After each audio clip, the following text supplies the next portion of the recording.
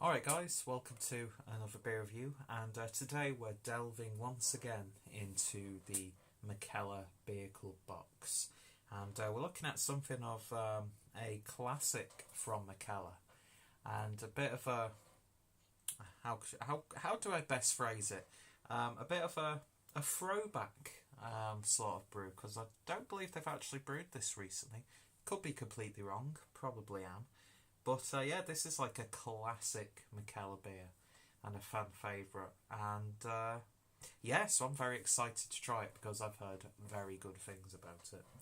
So we're having a look at the George Imperial Stout, which is clocking in at 12% ABV. And yeah, I can't read the writing on the back, so I'm not too sure if there are any adjuncts in this or if it's just a good old-fashioned Imperial Stout. But look at that label, absolutely fantastic stuff. For some reason it looks like an old bottle. Let me see, but it obviously isn't, because the best before date is 9th of the 8th 2028. So yeah, you can keep hold of this for a couple of years. But yeah, it just looks like a classic, like, craft beer. There's just something about it. I don't know what it is. I think it's the art direction from Keith Shaw on this bottle. But it's yeah, it just looks a little bit old. I don't know why. It's like got a real vintage look to it. Plus the label is a little bit distressed as well. But yeah, I've heard a lot of good things about this one, and seen a lot of good things as well on the Mikkeller Beer Club Facebook group, which is definitely worth having a look at. And so yeah, I've not had it. I don't think I've actually had an Imperial Stout for a little while, to be honest. Been going back to the hazy IPAs recently, and had some absolute stonkers. In fact, I've had some beer of the year contenders. So I've been drinking good recently. All in moderation, of course. But yeah, so beautiful artwork as per usual from Keith Shaw. 12% ABV Imperial Stout. Off work tomorrow, so I'm having a few beers. So I thought I've already had a couple, so I think it's about time I cracked open a stout. So I'm going to be using my Mikkeller Beer Club glass for this one. One of my pride and joys from the collection. And oh my word. Hello. Oh, that just looks so good. We've struck oil. We've struck oil, Pa. That's not a line from any film, but it should be. I'm just going to dump it all in there.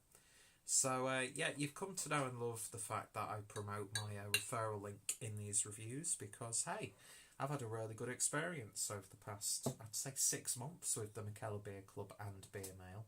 So highly recommended. Link is in the description if you're interested. But yeah, oh, look at that. How fantastic does that look? That just looks gloopy. It looks like an oil slick that made ears burn. Whatever happened to all of the heroes? Well, yeah, breaking out to a spoken word rendition of the Stranglers. No more heroes. But yeah, fantastic looking beer. No head at all. Pretty much jet black. Just a classic Imperial Stout in appearance. So on the nose, big, dark, stewed fruit character. Very subtle licorice tones. No inclination or inkling of a 12% ABV at all. ABV, get it on your nose, Peter, and stain it. Look at that. It's like stained my skin and probably stained my nose. Don't get too close. You don't want to make people sick. But yeah, a little bit of a fudge going on with this one. I mean, it does have the sort of like similar aromas that I've been getting with some of the Mikkeller Beer Geek beers. But yeah, there's a bit more emphasis. I can't speak. I've not even had that many beers, and they've not been that high ABV. But there's like a real emphasis on like stewed dark fruits with this one. but there's still that chocolatey, slight amaretto sort of syrup in there. But it smells absolutely wonderful. Looks great. So hopefully it tastes just as good. Cheers.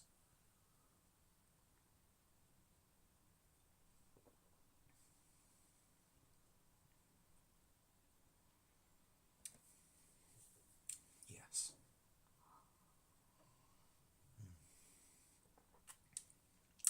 12% ABV. I keep saying ABV. A 12% ABV beer should not be as drinkable as that. You don't really get any like alcohol, but you get like a bit more of a how do I best describe it? Like a really dark hoppiness on the back end. Almost has the sensation of like a Cascadian dark ale or a black IPA. Like a big earthy, resiny bitterness on the back end. But it's not a hoppy stout by any stretch. There's just big, robust, burnt end flavours there. A lovely bit of like a 80% cacao dark chocolate, I would say. Loads of like dark brown sugar, molasses, treacle. But yeah, there's a really big savoury flavour with this, and it's absolutely glorious. Mixing with that chocolate, that fudge, but then you get this sort of like burnt ends of a roast beef in there as well. And then that earthy, slight resiny hoppiness on the back end just takes it to another level. There's like almost, when you look at it in certain lights, there's like a sheen on the top, or like a lining to the beer. I don't know how well that's going to translate on camera. Well, mind you can kind of see it there. But it's like you've almost got to like scrape it off and push it to the side. I mean, it's not one of these Imperial Stouts that has like big dessert-like adjunct flavours. So that somewhat differentiates it from the Beer Geek series. Not that I'm comparing two completely different beers, but that being said, all the Beer Geek beers seem to be around 12% ABV. But with like vanilla, cacao, you name it, added to it. This, to me, is just tasting like a proper old school bad boy of an Imperial Stout. But you're getting hardly any of that alcohol. You'll probably feel it about halfway through the beer, especially if you're drinking it as quick as I am. This is definitely not one that you could just gulp it down, and if you were Paul from PA Brew News, this would be like an appetizer to your beer session. But yeah, a little bit of a warmth as you're drinking it. You would expect that. But yeah, it's not too sweet, not too strong, but still packed full of flavour and robust, and hides that 12% ABV just ridiculously well. But yeah, slight aniseedy licorice tones coming through. Big hits of like a dark black currant almost in there, like figs, that sort of thing.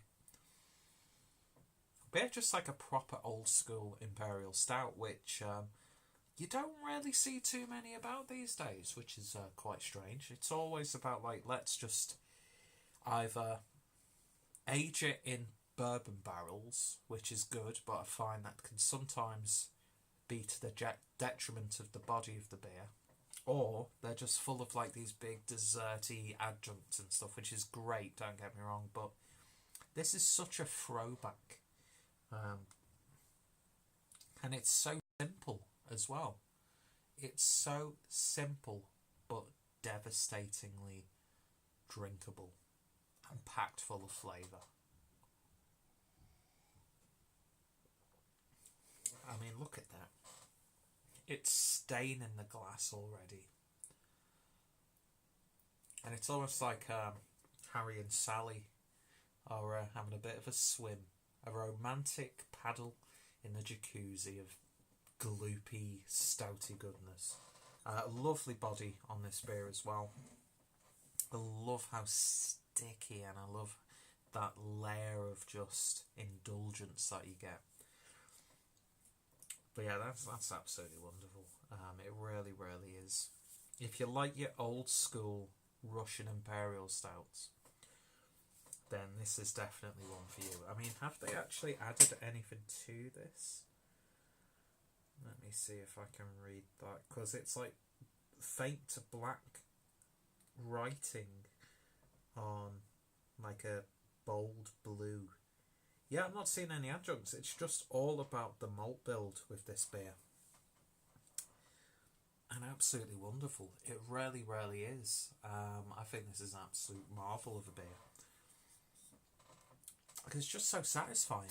But at the same time, it's like a bit of a change of pace from what we're coming to expect with Imperial Stouts nowadays. Which, don't get me wrong, I'm loving like these adjunct riddled, gloopy, sludge Imperial Stouts that we're getting nowadays. But this is just because, excuse me, not too many breweries are doing these sorts of simple, back to basics Imperial Stouts. It's almost refreshing to drink something like this. Oh, silky smooth as well. That's absolutely wonderful. I would actually say that's a beer to end the night on, but I'm probably going to have a couple of beers after this and regret it the next day. But that's what you do when you've got a day off. Do you know what I mean? Mm. But yeah, that's definitely one of the nicest and most satisfying stouts that I've had recently.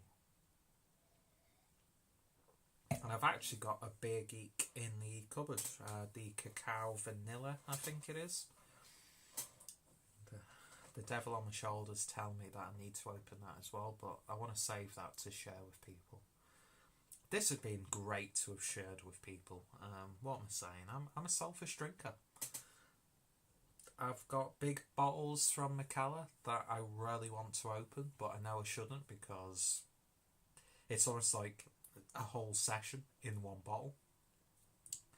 But this, I'm not feeling guilty at all. In fact, I'm feeling pretty damn good. That's fucking glorious. It really, really is. Apologies for the swearing. I just can't pick any faults. I just can't.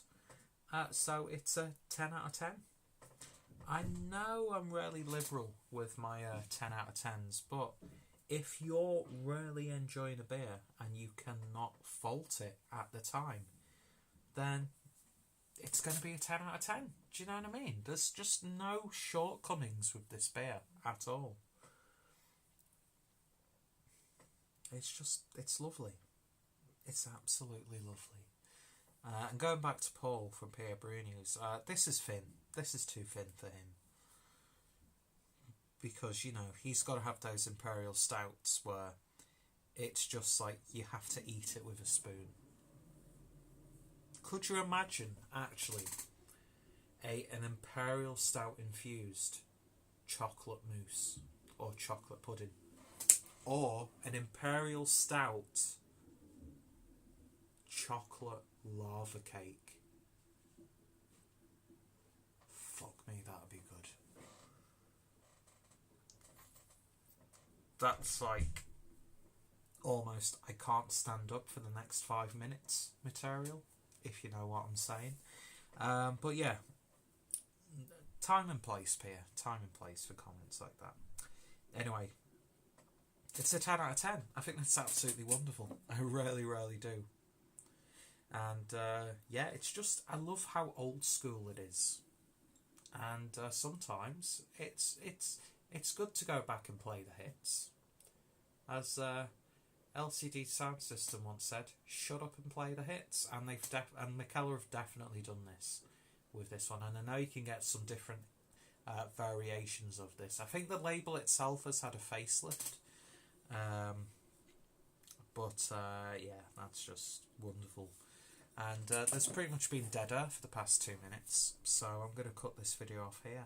So, if you are interested by any of the beers that I've reviewed as part of the Mikkeller Beer Club or BML boxes, then the link will be down below to get yourself a nice discount.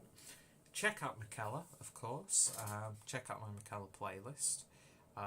Another absolutely world-class Imperial Stout under my belt. And I probably wouldn't have been able to drink it if not for Mikkeller and the Mikkeller Beer Club. And no, I'm not whoring this out like a cheap... I'm not even going to repeat what he's just said off camera. You're so rude. It's absolutely disgusting. But yeah, if any of my friends and fellow beer tubers have reviewed this one, their links are down below. I'd love to hear your thoughts and opinions as well. Any recommendations of any stouts that sound like this, or just like proper old school Imperial Stouts. Just give me your thoughts, recommendations. I'm talking about like Yeti material, because I love those sorts of beers, and this has reminded me of those sorts of beers. And yeah, I think this is a very highly regarded beer for a reason, and I think Mikkeller are really damn good at making all sorts of styles, but especially Imperial Stouts. So yeah, thank you for sitting through this absolute wreck of a video. Apologies to everyone involved with Mikkeller for this wreck of a video, but please do check out Mikkeller, one of my all-time favourite breweries. Had too many great experiences with those guys, and I'd love to go over to Copenhagen and check out the scene and go to a few of the Mikkeller bars, and especially the ramen bar. Oh my god, beer and ramen?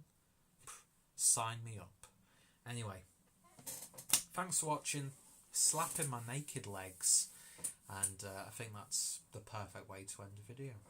And it looks like I'm wearing a toupee today, so thumbs up for bad hair, thumbs up for amazing beer, and thumbs up for amazing company, because it's been 17 minutes. It's a clueless drinker, what can I say? Anyway, slapping my naked leg again. Thank you for watching, and I shall hopefully see you later.